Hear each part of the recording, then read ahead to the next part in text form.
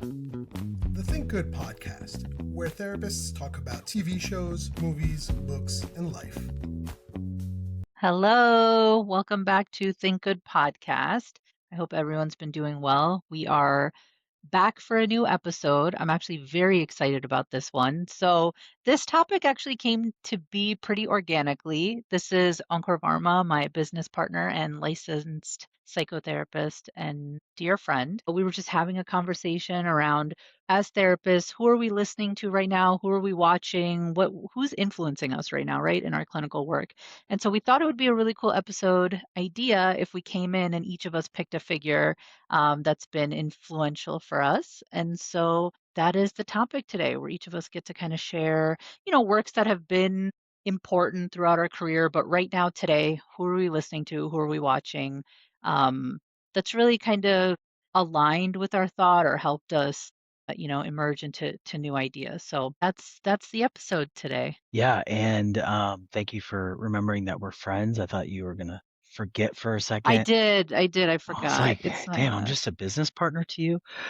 Well, yeah, I'm excited. And you said it came up organically. I'm in DC right now. I had an opportunity through my work with Brown Man Therapy to be a part of the 2026 Impact Summit. Impact is an organization that works a lot with South Asian political organizations, candidates, issues that impact the South Asian diaspora here in the US at the local, state, federal levels. And so we had initially been invited last year to their summit, and then we're invited back.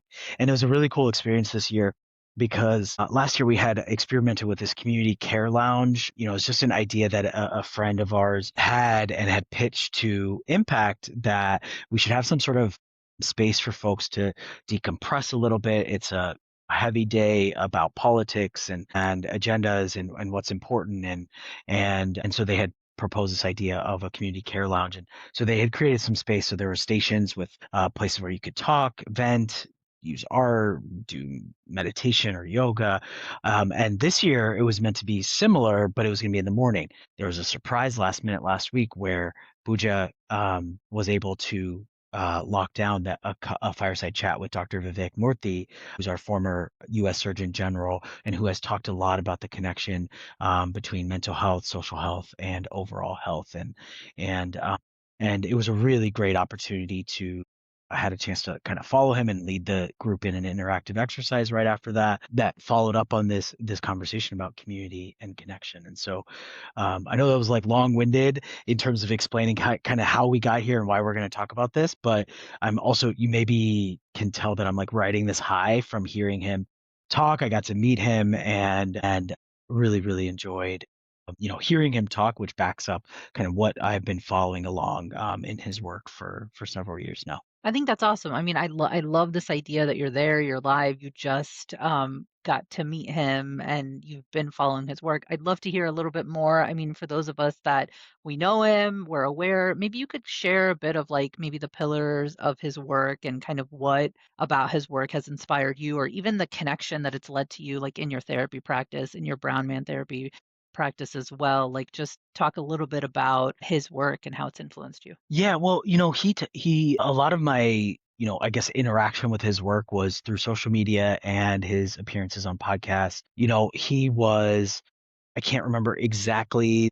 I had it here somewhere. He was, so if you don't know, he was the 19th and 21st Surgeon General of the United States. So he had two different stints in this office. So from 2021 until 2025, during the Biden presidency, he was the Surgeon General. He was also the Surgeon General previous to that for Presidents Obama and Trump from 2015 to 2017. So he actually was really at the heart of talking about the loneliness epidemic, the importance of social connection in the face of social media, and now AI is a part of that conversation. It wasn't back in 2015 and early 2020s as much, but he talks about this loneliness epidemic, right? The problem that we're seeing, especially how it impacts men and, their lack of depth in friendships, depth in connection, and kind of this, pattern that we're seeing and the impact of that on overall community health, societal health. And so been following his work for a long time. He also did a good job. I think he's really one of his important talents here is taking these high level topics. He was on the COVID advisory board and like bringing this to the masses and bringing this in very digestible, understandable ways. Yeah, I really appreciate you sharing like that background because I think what really struck me about his work, especially for you and I who are working within our South Asian communities, is that there's someone that looks like us, sounds like us, comes from families like us,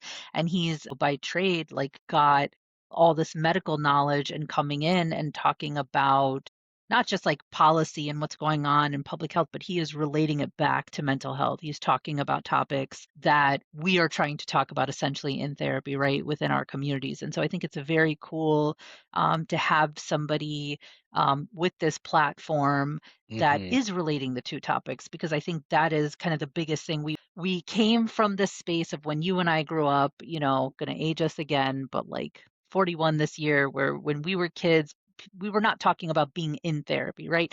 Now we've gotten to a place where mental health is a lot more talked about. And now we're kind of entering this extended territory where we're like, by the way, mental health isn't this like isolated thing where it's like your physical health and then it's your mental health. Now we're merging the two. And so it is people and figures like Dr. Murthy who like are kind of bringing these topics together. And so I think that's been really imperative in just like influencing how we get to talk about this work too in our own therapy practice. So that's been very cool. I'm living vicariously Yeah. through you attending his talk.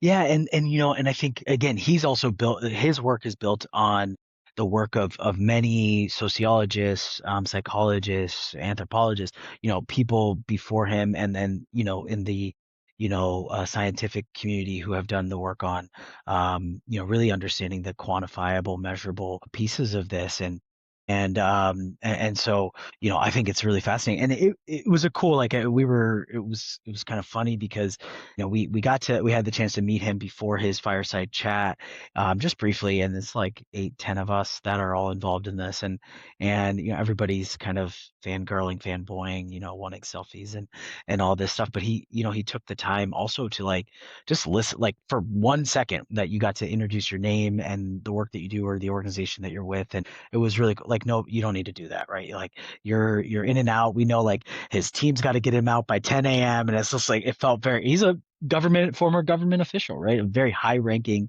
person, and he's still taking the time to like, here, let me give you 30 seconds to share about your life. I'm never going to see you again probably, but so a really caring person. And so we started talking about this episode, and we're like, what should we talk about? The topic of social health and community health connection is really, really important.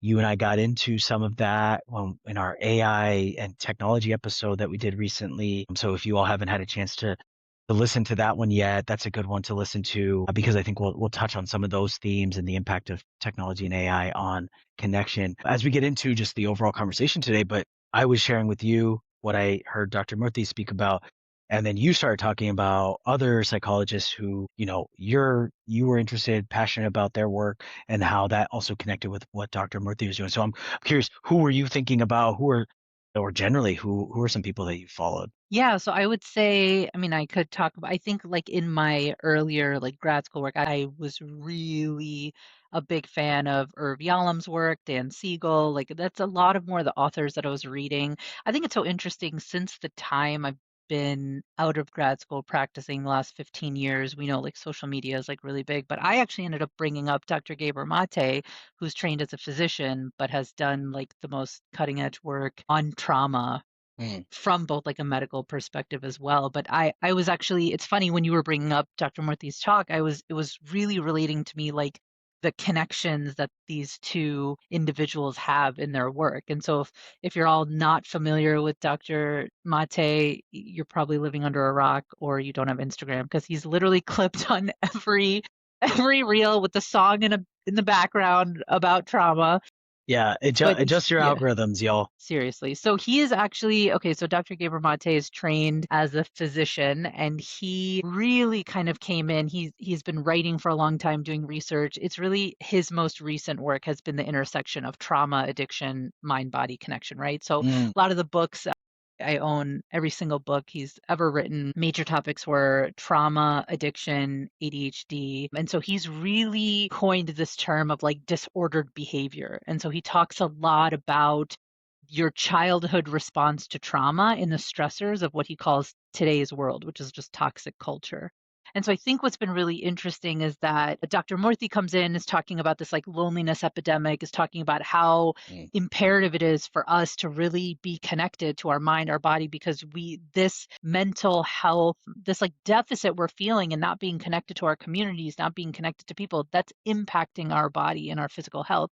And Dr. Mate is saying essentially like a very similar thing. He's talking about the disconnection of self, right? And so he's saying we're moving away from this really clinical heavy definition of trauma as this single like catastrophic event, and he's defining it as what's inside a person, that we've all experienced some level, some version of trauma.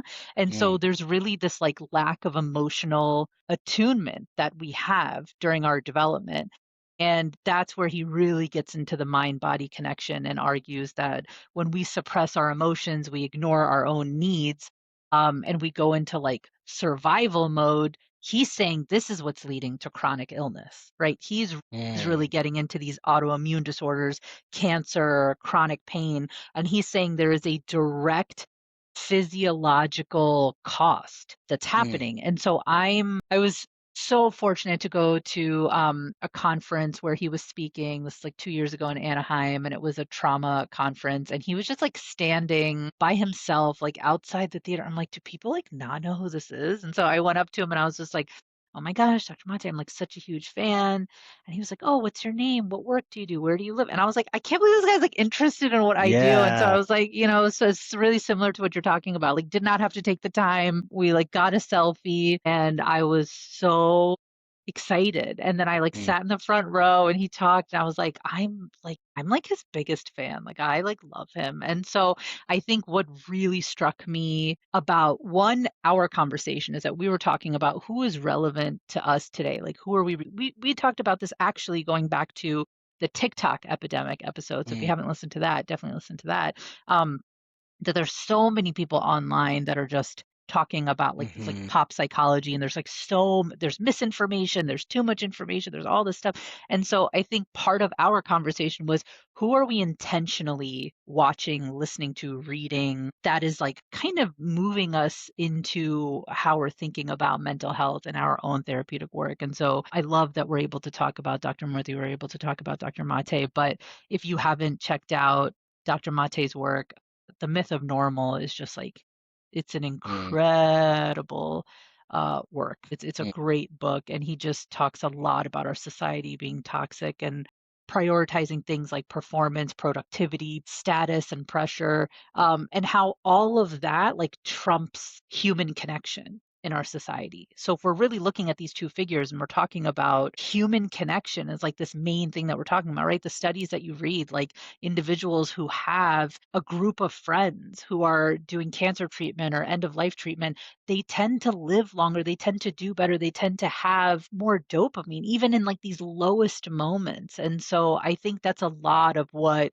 you and I have been talking about is, and me, I could talk about this all day, but like social emotional learning, social emotional connectedness, like where does this start? This starts back in the youth, right? And so like, how are we teaching young kiddos to talk about their feelings? This is not just about like, I can name my feelings, but that it's a core value and part of who we are. It's fascinating because it also sounds like, just between these two folks, and you talked about, you mentioned a couple other names. Irv Yalom is one that's probably very well known to all the kind of mental health folks out there. And Irv Yalom did a lot of important foundational work for the field of psychotherapy, including kind of the experience of therapy and what that is like, how to show up in the room and be process oriented. His book on group psychotherapy is like a central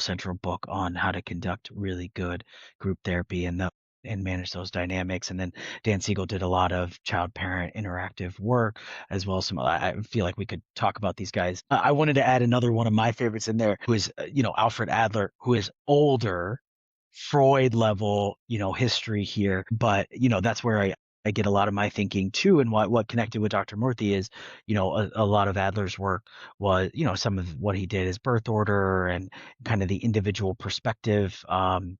And but he also talked a lot about social and community psychology, things that now we talk about in terms of social justice and equity, things like that. And so that's something that I have always thought about, and that's always motivated me, in this work is, yes, we're doing work at maybe more individual levels, but how does that connect back to those community and societal levels? And, too, like, hearing you talk about Dr. Mate, I think we could probably just give you the floor for the next 2 hours for you to talk about Mate.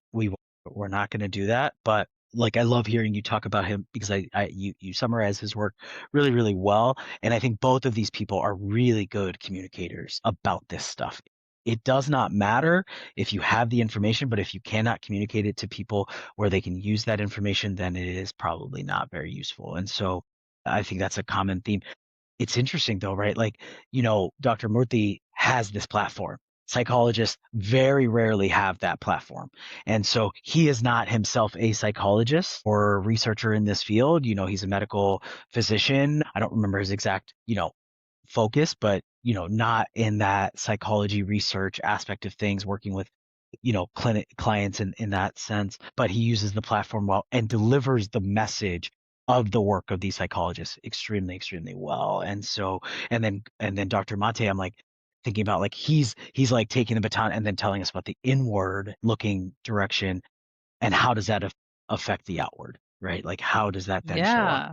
Well, that's what I love about both of them is that like Dr. Mate's trained as a physician. So when he's coming in and he's talking about autoimmune disorders, he's Yeah. talking about it from a medical perspective, yet his expertise has come like he almost describes it in his background as that like he ran into trauma because that's what when he was doing these clinical interviews and he was really getting to know patients, that's what was coming up. I mean, that allowed him to he didn't necessarily like leave medicine to do more trauma work. It's like he married the two and he was like, oh my goodness, one does not exist without the other. Like, how can we, again, similar to like Dan Siegel's work, like the whole brain child, like when we're talking about ADHD, like when we're talking about these things, we have to think about them in a full picture, right? This 30,000-foot view. And so when I hear you talking about Dr. Murthy, and when I was talking to you earlier, you were saying like he's such a good storyteller. I couldn't agree with you more. Is that like there are so many people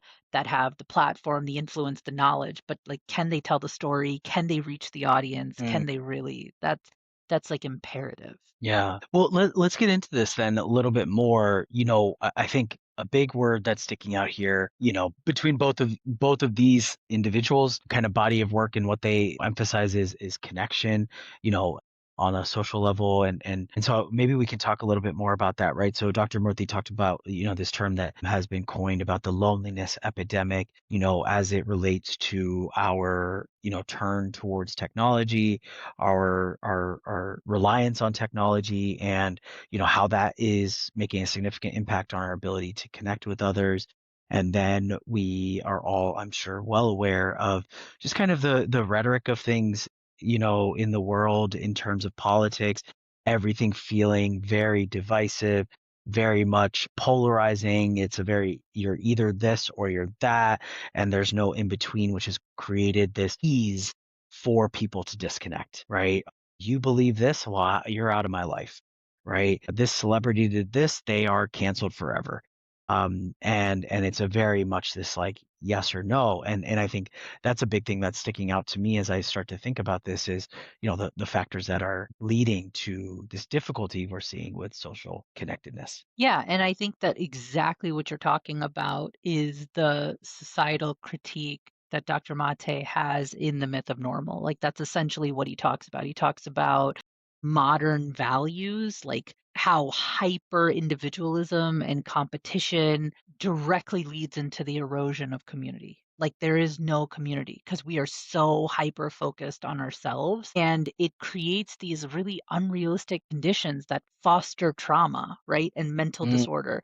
And I think that is so like I know I'm like geeking out over his work, but it's like so wild to me that we haven't been talking about this since the beginning of time. Mm, So much of his work is like you can't look at chronic illness and be like, wow, that's like really that's just bad luck. It's like you're looking at neurological deficits and like adaptive survival mechanisms like generational trauma and how we have inherited in our bodies. So, yeah, I'm so taken by this work and by this lens through which he writes and he shares his work, which is like our therapeutic work has to invite all of these patterns that exist in the world. Like we have to be talking about them. And I think that's like a difference, right? So Dr. Murthy's coming in and he's talking about how do we connect the two. Dr. Mate's saying that too, but then Dr. Mate's creating like compassionate inquiry. Like he's quite literally like then has this therapeutic framework where he's like, oh, we could. So I don't know if you've heard of like CI, but compassionate inquiry is actually like mm, Dr. Mate has like created this therapeutic approach. And so you don't, it's not just for therapists. It can be naturopathic doctors, it can be like physicians, it can be psychologists. But essentially, what he's saying is we're not trying to fix a behavior in therapy. We're actually trying to understand like what facilitates what is happening in our body and what is like the somatic healing. So there's like this physical mm, piece and then there's like this emotional piece and we have to be able to tap into like that mind body connection. And so he like very famously says like when the body says no, the emotional and physical systems are not separate. The systems are they cannot be separate. They are actually integrated and they're inseparable. And so I mm, think like I think we have to stop thinking about mental health. You and I talk about this all the time as like a luxury, as like a nice to have. And like I'm sure I've said this on another podcast episode, but when I'm working with somebody in session, they're like, "Man, I don't know that I need therapy that much, or I don't know that I need meds," or and we're like, "Hey, you're struggling, and so like what is the barrier? Like if you couldn't see, would you not go get glasses? Like would you squint for mm, the rest of your life and just be like, I'm good. I don't need glasses, right? Like it's you wouldn't have a chip on your shoulder about it. And we can't internally blame ourselves for that. We have to look at our society and where we come from and who we are and like how there has been posed, right? And so um I think you and I have this conversation all the time, which is that mental health is not this like luxury thing. Like if you have an yeah. ache and a pain and something's going on, you seek help because you're like, I got to stay healthy. And so now we have these two individuals that are influencing us in our work that are saying, hey, they're inseparable. They're connected. Mhm. Yeah, you know, I think it's very important. One thing that I've noticed is that, and I think this is a similarity between the two of them, that they are connecting this to public health. And I know Dr. Murthy has stated this as a public health crisis, right? This loneliness, disconnectedness, isolation that folks are feeling and experiencing is a public health issue. I did a certification course a year or two ago on ADHD, and the very first video training was ADHD is a public health crisis. And it is, right? Because if you trace the steps back far enough, a lot of stuff comes back to how is our brain working, right? Am I going to go to the doctor if I am feeling buried by bills and my financial health, right? No, I know that that was my experience when I was younger. I was a student and times where I was underemployed and I didn't have health insurance or my deductibles were super high. I know that there are times where I chose money over health, right? I don't have money to go to the ER or to a physician specialist. So, I think, and that's just that's a small, tiny one example, right? And so the impact of these different, whether they're if you want to think about it in the traditional diagnostic lens of things, but I don't think you need to do that. The impact on our mental health, impacts how we interact with the healthcare system as well as stresses the system. Right. So that chronic illness that Dr. Mate is talking about, the chronic trauma, those kinds of things, the childhood experiences, they have a lasting impact and sometimes a domino effect or a snowball effect on our overall health. And I love that they're both bringing this together. There's no way that our mental health and our brain function just lives in a complete silo from the rest of our body. And so I love that they're really bringing this holistically together. Yeah, and I mean, not to like bring up Dr. Maté again, but Scattered Minds, his book on ADHD, phenomenal. If you haven't read it, he Dr. talks about Mate, if you are out there, can you please just your number sponsor one our fan. episode? Yeah, And your number one fan. please send a autographed book to Dr. Tayeba Shaikh at Yes. 555 Think Good Therapy Lane. Because they're feeling 100%. Now everybody knows where we live and work. But yeah, anyway, Scattered Mind, on a serious note, he himself being diagnosed with ADHD, talking about his own stuff. So, Mm, like, even getting beyond these genetic factors, childhood trauma, attachment. So, again, this idea that is challenging the medical model as somebody who comes from the medical model. And this is what I mm, hear about Dr. Murthy, like in his work, which is that he is saying, yeah, the medical piece exists, it's real, it's here, but there is this added piece where we need to be talking about our mind and our body and this connection. And specifically when we're talking about the loneliness epidemic, the culture that we live in, the communities that we live in, when we are hyper fixated on individual success or individual whatever, just being egocentric in our lives, what are we losing? And like at what mm, cost? And so I think for me, I've been thinking about this a lot, which is we talked about this in our AI episode, we talked about this in our TikTok epidemic episode. How much are we as clinicians like on social media? How much are we doom scrolling and how much information are we taking in?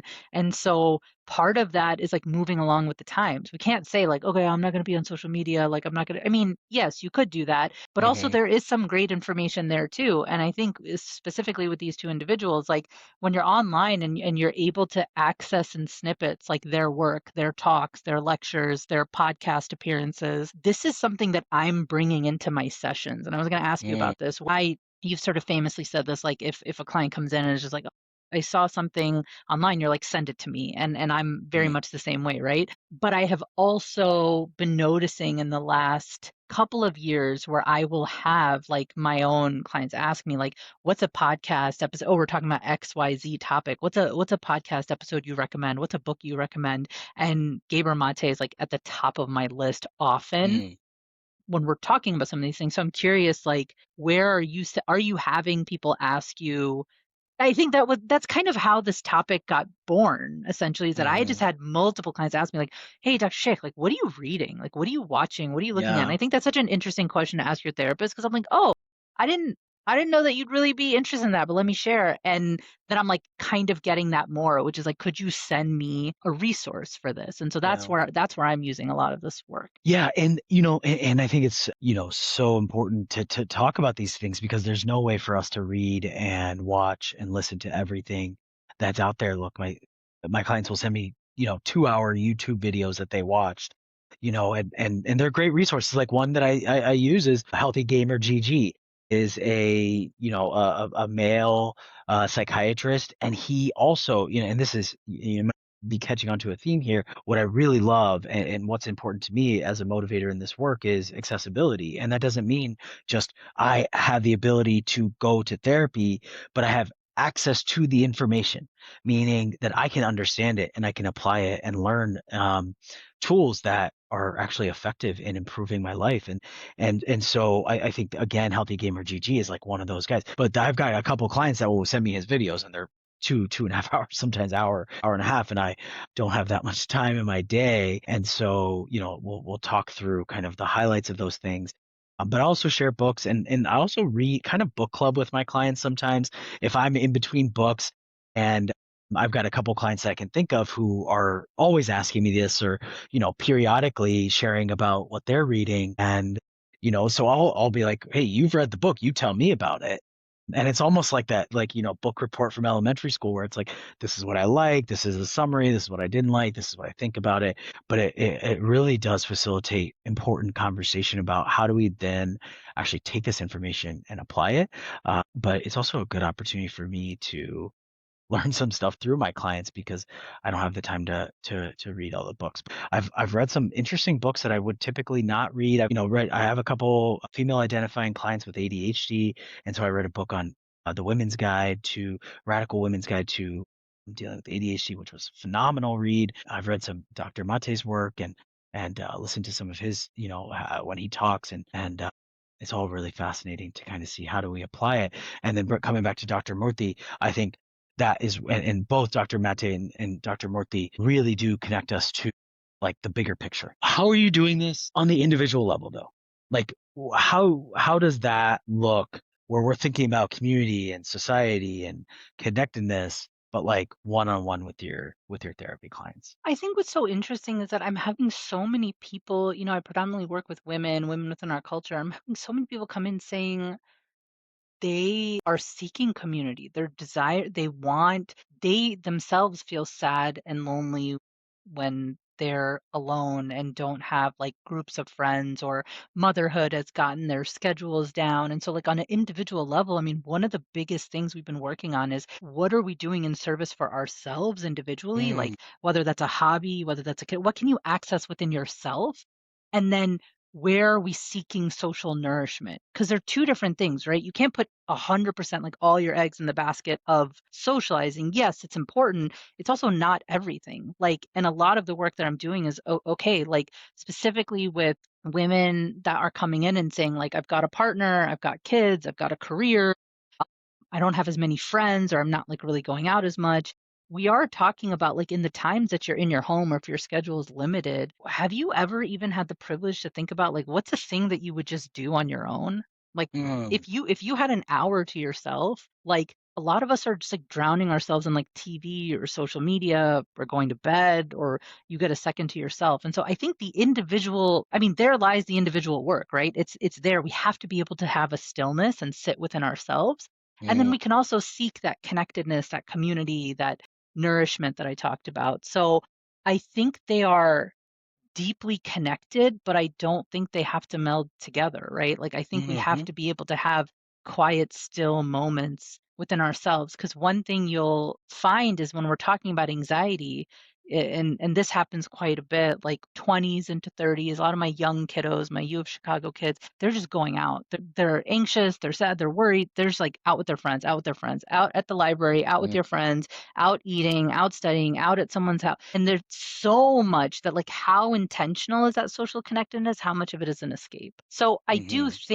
I do think it's worth talking about, like, what what is the time that we put into ourselves? What is the time that we put into our connections and our interpersonal relationships? I don't know if that answers your question Yeah, exactly, no, but I mean, yeah. and I think, I love the idea of like thinking about this as, is it avoidance or is it, is there intentionality, right? I can be out with my friends and still feel very alone. I can be in a room full of people and still feel very alone and isolated, right? And so the loneliness epidemic, when we frame it that way, I think is what you're bringing up is a good reminder that that doesn't mean that you are literally just sitting in a basement somewhere by yourself, right? You can be around people, and this is, one of those, kind of unifying themes when we talk about mental health is that when you're going through some sort of struggle, whether it's diagnosable or not, a lot of times the theme here is that you feel isolated, right? You feel different. You feel like you're fighting a battle that nobody else is. And so I think that's also then the way back in is feeling connected to other people's, right?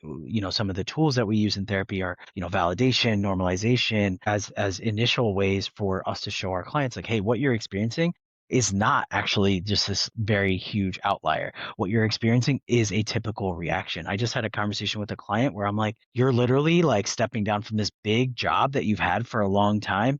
This should be like the most stressful period of your life, right? Like it shouldn't be chill right now, right? So those reactions sometimes match what we're experiencing, and we need to just be reminded that what you're experiencing is what you're kind of almost supposed to feel when you've gone through something. And again, that brings us back to, the importance of recognizing that we are connected, that these things don't happen in a silo, but it feels like that. And part of that is technology. Part of that is some other factors here that we're trying to understand. And a lot of times too, it's barriers, and that's one thing that Dr. Murthy kind of alluded to is, barriers in the healthcare system, right? That keep you from accessing the care, accessing the support that you need to actually then recognize that what you're experiencing is scientific, it's understandable, and it's treatable. Yeah, no, I love that. And I think that's said so well. I think you did an awesome job of summarizing what his talk was like. I feel like I was there. And just also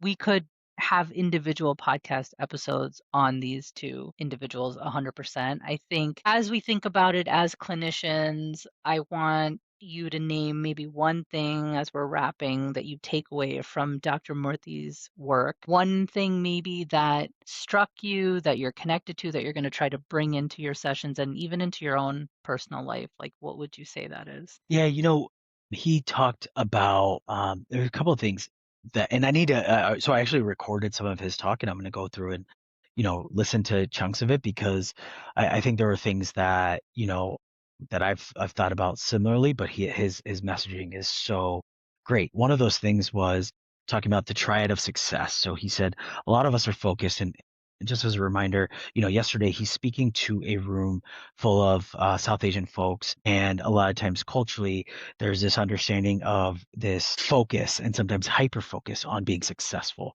and checking off the boxes, right? So that might mean getting married, maybe starting a family, definitely having a secure career, a career path. So a lot of times there's this like tongue in cheek in the South Asian diaspora around like, okay, you can be a doctor or a businessman or an engineer, but those are your own choices or only choices because those are the safe paths forward. And another episode for us to get into the immigrant mentality and mindset and all of that stuff.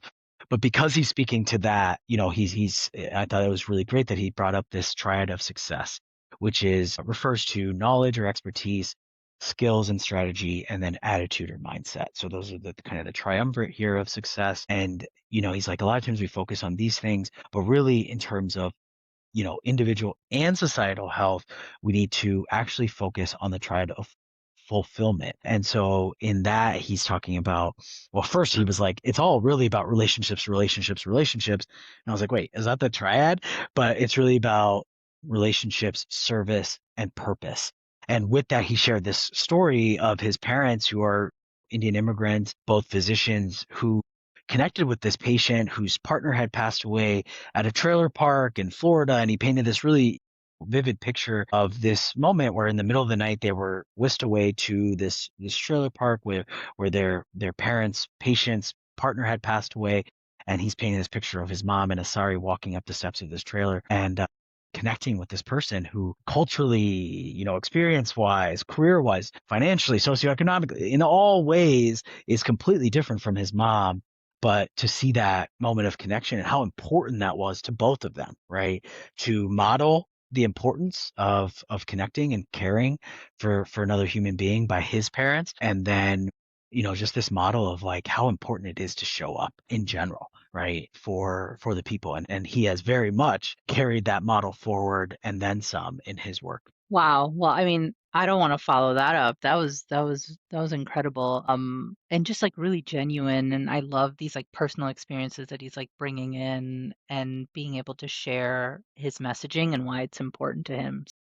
Um, I mean, I guess I will answer my own question, but it won't be as beautifully articulated. I was thinking a lot about like, is there this, if there is this one thing that I'm really thinking about in Dr. Mate's work, like what would it be? And I keep coming back to what all of his work or podcast appearances or episodes like have in common, and it's this idea of like emotional competence. And I love when he talks about that because he's talking about this lost capacity, like this lost capacity for emotional truth recognition. So, what he means by that is there is a true health risk here when we aren't acknowledging, expressing genuine emotion. Like, Mm, that's actually harmful to us, right? So, rather than prioritizing social conformity, mm, we're not recognizing that this true ability to express our emotional needs, it's like at the cost, right? When we say at what cost, it's at the cost of our health.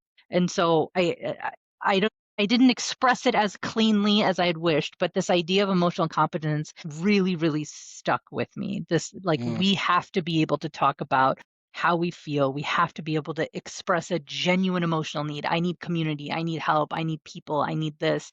Because when we are prioritizing the individual, the self, social conformity, we're losing our health. Where this, it goes back to his biological need, where he's like, why are we not setting boundaries as a biological necessity? Like that, I mean, to me, that's like 101, this idea of people pleasing as a trauma response, this idea of being too nice. We're suppressing boundaries, and that's contributing to physical illness, right? So this is different than just coming in like to a Western world and adapting like Western boundaries and saying, hey, this is what we got to do. We got to set boundaries. No, we come from a very collectivist society in our South Asian families and in our homes. Like boundary setting is very foreign, and it's very, how do I put this gently, rejected. Rejected a lot. And so how do we talk about how it impacts our physical health and this emotional competence that has to exist? So that's my short answer. But yeah, just two really, really lovely individuals whose work we can just talk about all day. But yeah, I thought it was cool for us to be able to bring this to the table today. Yeah.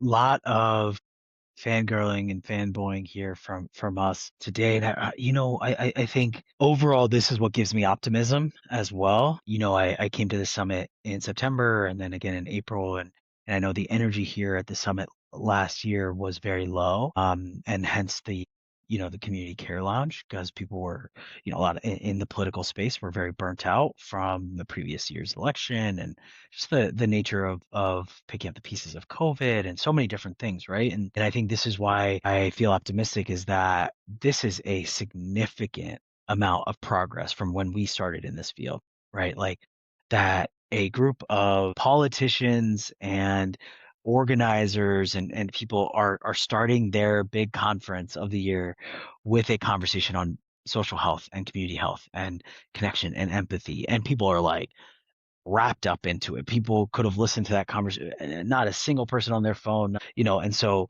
and I think that's probably how it is with it. I would love, and maybe that's an idea for you and I, is to go find a talk of Dr. Mate's and really get a chance to see these people in action, because they are solving really important issues that are going to have an impact on generations to come. So really glad that we got to talk about both of these folks today. Yeah, absolutely. So that is it for us. If you guys have any comments, you're also giant fans, please comment. But yeah, today was awesome. I'm excited to kind of get into more of this in future episodes. Yeah.